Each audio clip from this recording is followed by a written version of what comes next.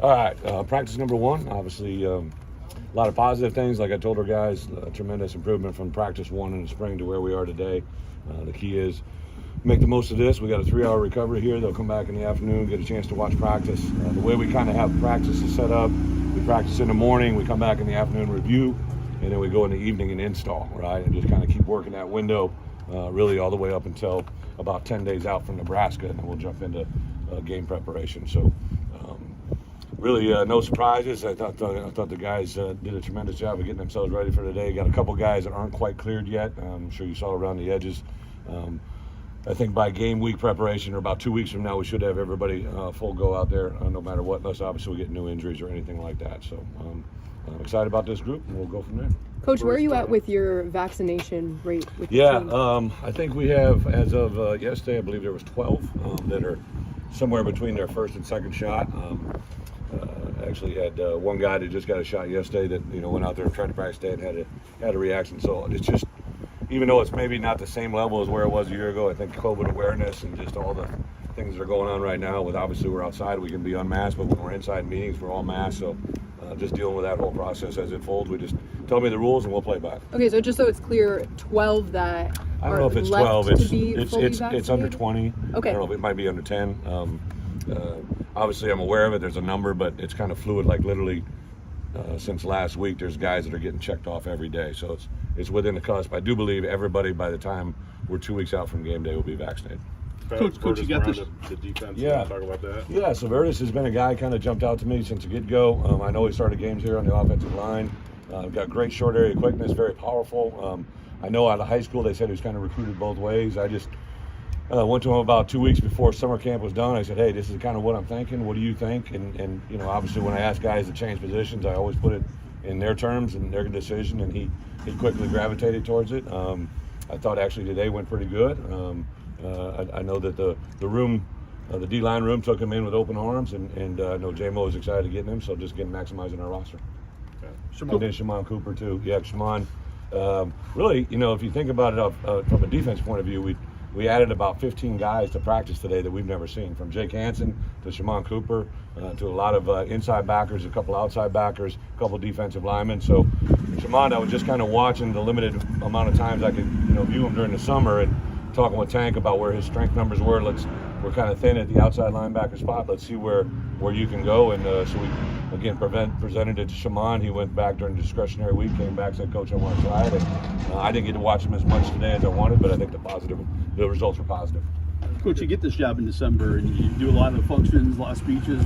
It's football now. This is an exciting time for you. But you know what? Ironically, you always play to the strengths of what you're given. Like, because of the COVID world we're in, there weren't really those normal things that a coach would have been able to go out and do. I went in, I met with a couple donors in the Chicago area and throughout the state. Obviously did the Cubs game, but then I was going to go do the St. Louis, but just because everything that's going on there, I pulled out of that scenario just because we were so close to camp. I just didn't want to put ourselves in any harm's way. So there's a lot of new guys. This is what you love. This is training camp. This is New Year's Day for us, right? Like I always preach to our players and our coaches, this is the start of a new year. It's just kind of the way I've always been wired. It's what I learned as a young coach, as a player, that kind of put everything aside. We have guys that are in classes right now until this Friday, and then really after that, they're done with classes all the way till the first day of class, and it'll truly be all about football. How has Brandon evolved from where you got him in the spring to where he's at now? Yeah, just again, like a guy that's got really good arm talent. He's obviously got all the intangibles. He's big, he's tall, he's pretty, he's long, he throws a really good ball. The things that we've really tried to stress on him is just communication.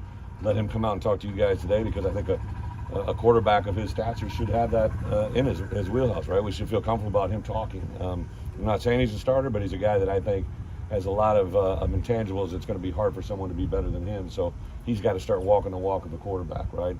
Speaking not here to the media, but also speaking to our players. I thought his huddle communication in there today was really, really good. I'd stress it on him all summer. Just beginning to come around more and more. It's fun to watch him grow. When he said that, both you and Tony sort of stressing it would be a little uncomfortable first to get comfortable in doing those type of things. Just how did he respond to that? And because it took a little bit of work for him to. Yeah, again, I can't change anything that was before I got here. I can just talk about what we've done since. And in the spring, him and Isaiah and a couple other guys were competing it out. Obviously, when Isaiah transitioned, he's the guy with the most experience that's been in that situation. And we just kept stressing. There's a lot of guys though, right? You guys write about it because it's the quarterback, but I've made OC do some uncomfortable things, right? The more I can make Calvin uncomfortable, the more we can make Jake Hansen, Palcho, Kramer, Vidarian Lowe. Like I've challenged all those guys. Every day when they come in and sit down on the corner of their desk are 2 areas to improve, right? Every guy. When you come a certain level as a player, you can only get better by improving your weaknesses, right? You're good at all the things you do well, but you got to take a giant step in the areas you don't do things well. So all of our coaches put a little note in the corner of each one of our players where they sit for position meetings about how I need to get better today, and every player, that's their goal when they go out there to practice. If we can take care of those 2 things across 120 guys, we're gonna make good strides. Brett, with this being the first camp you've had in a few years from college football, does it feel like old times when you got back out there? Was there anything that felt especially different or new for you out there? No, football's football. I get the question, right? There's different college to professional. The difference is, just to be blatantly obvious, right? The NFL has certain rules regarding you guys, right? Like what you have to allow media to do. College is up to the coach or up to the school, and it allows us to do things, right? I would love to have you guys sit out there and watch every snap, but the great thing is, right, we are an unknown to the world of college football, especially our opponent, right? So I think the ability to control that messaging is really good. Also from a perspective as a head coach, to see the growth of not only your players but your coaches, right? I was evaluating our coaches all day as much as anything, because before our players are being able to do what's right, we got to make sure they're being told what's right. So it's been fun to kind of evaluate that process. You mentioned Brandon's huddle communication. What exactly does that look like? What kind of things are you and Tony kind of looking for from him in a huddle? Just clear communication. Volume reflects confidence. We tell our guys all the time, like, we'll be in a group setting, right? Last night we had all the newcomers and guys that are in the room for the first time get up and say their name, their hometown, the position they're going to play. And I said, volume reflects, and they all yelled confidence, right? So as a young person, a lot of times you don't know the more voice your volume is a reflection of your confidence. Nobody follows everybody that goes, come here. Somebody says, come over here, right? There's a difference, right? That's what people do, right? So volume reflects confidence, so that's a big part of it. Jake said he's coming back to throw a haymaker. Who did? Jake Hansen. How much do you like that mentality that he said he's coming back to throw a haymaker, Brett? Well, I'm excited. Part of our staff today was just getting a chance to see a guy like Jake Hansen. We've seen him on film. We saw him in the spring. We've seen him work out, but today was football, right? Jake is a very aggressive personality. His demeanor.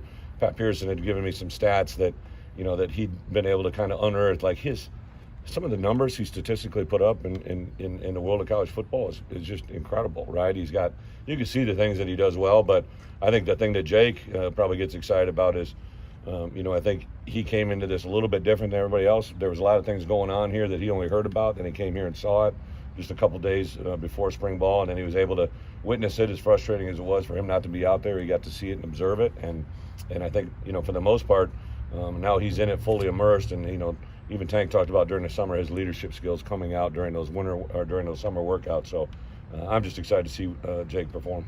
Kind of a house. We didn't see Karan Taylor out there. Yeah, that great question. So CT is actually a little bit limited on I don't know if it was some lower body extremity, but we were supposed to be in the building at 6:30. He showed up at 7:05, so he then removed himself and had a chance to get out here on the field and improve, right? So tell our guys all the time, right? Like, I'm not going to spend time as a head football coach. I want to coach football. I got to recruit. I got to do a lot of things, but I'm not going to spend time trying to be somebody's message keeper, right? Or so as soon as you're late for a meeting, right? So the training room needed him. Training room has to call Coach Walters. Coach Walters has to call me and tell me where he's at.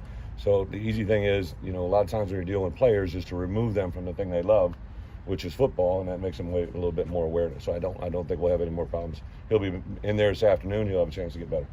Washington just didn't have a helmet today. Yeah, I think he should. He's still in a procedure to return to play. Nothing dramatic. If everything keeps going, I think he should be with us full go Thursday or Friday. Does he have to go through the non-contact practice? Is he behind schedule in that regard? No, just some clearance issues for him. Where we're at. I think that the big thing for him is that he was been able to really when he put it out there is when he started working out with our guys, but he really hadn't been involved in the same way that everybody else had. Right, you talked about the experience of having so many super seniors back, and specifically Tony Adams in the secondary. How important do you think that is to have a guy back there? And he was telling me he's an old head now, so he's trying to teach other guys what to do. Well, Tony is a guy I've been very impressive since I got here. He's really a little bit analytical, right? He's a deep thinker and a heavy thought, but He's a guy that wants to win in the worst way. I think since we got here to where we are now as coaches, is if we needed something to be said or something to be relayed or actually something carried across into the locker room, he was as good as anybody at doing that. So huge step forward. We know he's a good player already, but we want to take his play to another level. What do you need out of maybe a top cornerback like him? What are the traits that you're looking for? Well, I think consistency, right? And then I think anytime you're looking at a defense from an offensive point of view, you kind of look either inside out in certain plays or outside in. And if they see a corner that can kind of just take care of that side of the field with a matchup issue or a scheme or a technique, that's a positive thing, right? But if you got one really good corner, right, like when I was at Kansas State, one of my first years coordinating, I had Terrence Newman on his side. Well, it didn't take long for guys to figure out to go over here, right? So the good thing about having a good corner is he's out there, but the bad news is you need another one just like him on the other side. What's the biggest difference between morning practice, afternoon practice, and maybe what changes are there? Temperature. Now today we actually pushed back a little bit. You guys will be a little bit earlier from this point forward. Because last night we couldn't do football, it could only be philosophical things. We had to do install this morning. So we'll actually be on the field almost an hour and 15 minutes earlier from this point forward. We have some early games, we have some late games. In the fall, we're going to be an early morning practice team. So really just to stay that consistency. And in the NFL, one thing that jumped out to me, all the teams practice in the morning, right? Nobody practices in the afternoon. Your body's just a little bit more in tune, a little bit better in shape, hydration, fueling. We only had one young man have a cramping issue this morning. Mr. Bryant, a freshman wide receiver, his feet were cramping, his toes were crinkling. He's the only guy that missed breakfast this morning. So it all kind of adds up, right? For you to get out there and practice, you got to go to breakfast. You've seen a lot of position and scheme changes on the defensive side of the ball. What have you kind of seen from that group? How do you feel they did for? Well, it's practice one, but I really, the thing that's been impressive to me about these guys, even like going to last night's meetings, they're sitting with their feet on the floor, their eyes are up, they're attentive, they're taking great notes. My first 20 minutes of my talk yesterday was about how to take notes, right? How to take effective notes and note-taking skills and how that carries into how you learn football. So I couldn't be more pleased with just the way our guys are handling that side of it. Now, the game of football is a tough game. Win games is hard, so that part we're going to kind of see as a work in progress. Last question here, guys. We saw in Phil Steele's preview there's a star position on defense. Mm-hmm. What are you looking for in that? What does that mean? Star's really nickel, right? Coach Walters is fancy, right? So, but the star is a nickel, really, in a lot of people's other way of things. So, the star is really like a third corner in certain packages, but it's also like a third safety. It's just kind of, it's a position that fits to the mold of what you're trying to get across defensively, the scheme that you're trying to run, but also the personnel that's out there running it. All right, thank you, everybody. Thank you. Thank you.